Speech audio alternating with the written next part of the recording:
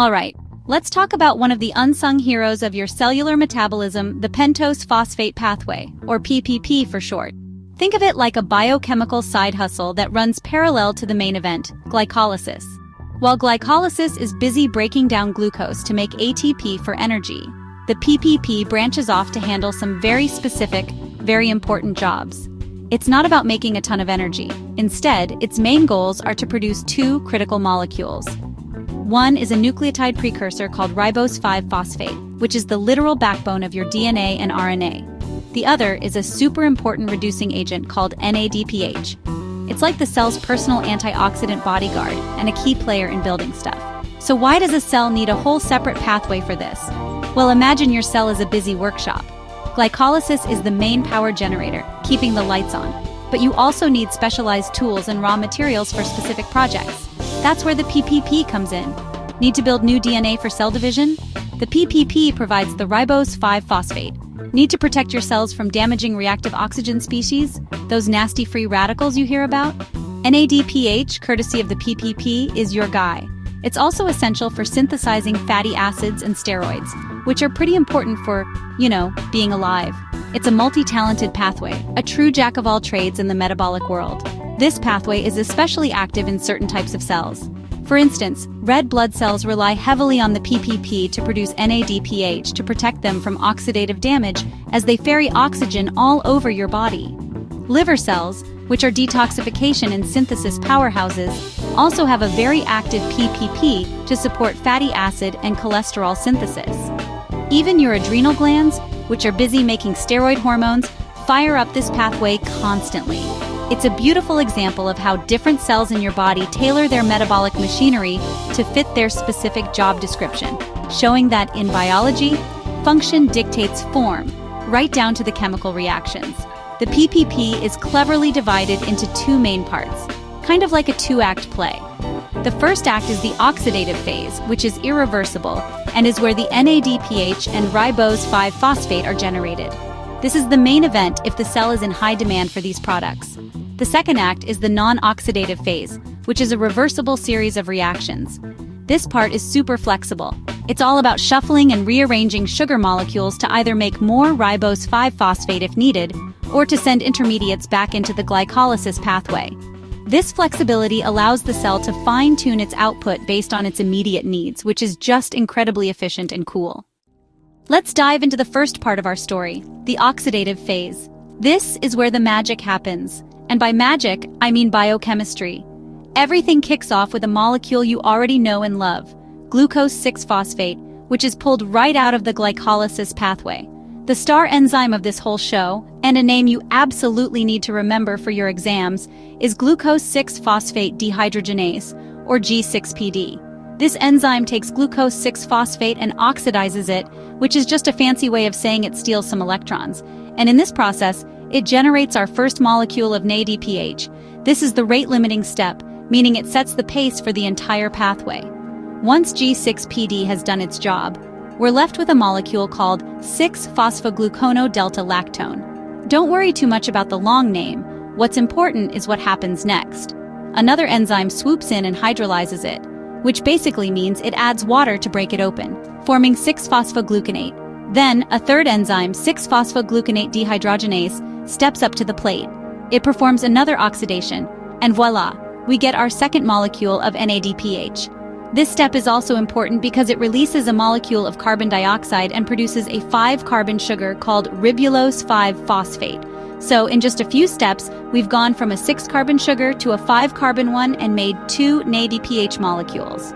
So, to recap the oxidative phase, we start with 1 glucose 6-phosphate, and through the action of some key enzymes, especially our friend G6PD, we end up with 1 molecule of ribulose 5-phosphate, 1 molecule of carbon dioxide, and 2 shiny new molecules of NADPH. This phase is a one-way street. The reactions are irreversible. This makes sense because when the cell needs NADPH, it really needs it, and it commits fully to this process. The ribulose 5-phosphate we've just made is now ready to be used or can move on to the next phase of the pathway. It is the precursor to the ribose 5-phosphate needed for nucleotide synthesis. This whole process is like a tiny, highly efficient factory line. A raw material, glucose 6-phosphate, comes in, goes through a couple of processing steps, and out comes the finished products, NADPH and a precursor for ribose. The cell gets exactly what it needs for building, defending, and detoxifying. For med students, the big takeaway here is G6PD. This enzyme is the gatekeeper. If G6PD isn't working right, the cell can't make enough NADPH, and that, as we'll see later, can lead to some serious problems, especially in your red blood cells. So remember, oxidative phase equals NADPH production, and G6PD is the boss. Welcome to the second act, the non-oxidative phase. This part is all about flexibility and recycling. Unlike the irreversible oxidative phase, all the reactions here are reversible, which means they can run in either direction depending on what the cell needs at that moment. The main players in this phase are two enzymes with very cool names, transketolase and transaldolase. Their job is to take the ribulose 5-phosphate from the oxidative phase and shuffle its carbon atoms around to create a variety of other sugar intermediates. It's like a molecular shell game, rearranging parts to create useful products or to feed back into other pathways. So, the ribulose 5-phosphate we made is first converted into two other 5-carbon sugars, ribose 5-phosphate, hey, there's that DNA and RNA precursor, and xylulose 5-phosphate. Now, if the cell is rapidly dividing and needs a lot of DNA, it will pull this ribose 5-phosphate out and use it immediately. But what if the cell's main need is for NADPH, not for nucleotides? In that case, it doesn't want to waste these 5-carbon sugars. This is where transketolase and transaldolase come in to save the day. They start swapping carbon chunks between these sugar molecules, kind of like trading building blocks to make different structures. Let's get into the nitty-gritty of the shuffle. Transketolase, which requires a vitamin B1 or thiamine coenzyme, transfers a 2-carbon unit from xylulose 5-phosphate to ribose 5-phosphate. This creates a 7-carbon sugar and a 3-carbon sugar, glyceraldehyde 3-phosphate, a familiar face from glycolysis. Then, transaldolase transfers a 3-carbon unit from that 7-carbon sugar to the glyceraldehyde 3-phosphate, resulting in a 6-carbon sugar, fructose 6-phosphate, another glycolysis intermediate, and a 4-carbon sugar. It's a complex dance of carbon atoms, but the end result is incredibly useful for the cell. The beauty of this reversible shuffle is that it connects the PPP directly back to glycolysis. The fructose 6-phosphate and glyceraldehyde 3-phosphate produced at the end can be funneled right back into the glycolytic pathway to be used for energy production, or can be converted back into glucose 6-phosphate to run through the oxidative phase of the PPP all over again. This creates a cycle that allows the cell to produce a massive amount of NADPH without accumulating a bunch of 5-carbon sugars it doesn't need. It's a perfect system for maximizing NADPH production while maintaining metabolic balance. It's cellular resource management at its finest. So how does the cell decide whether to run the PPP or just stick with glycolysis? It all comes down to regulation, and the main control point is, you guessed it, the enzyme G6PD.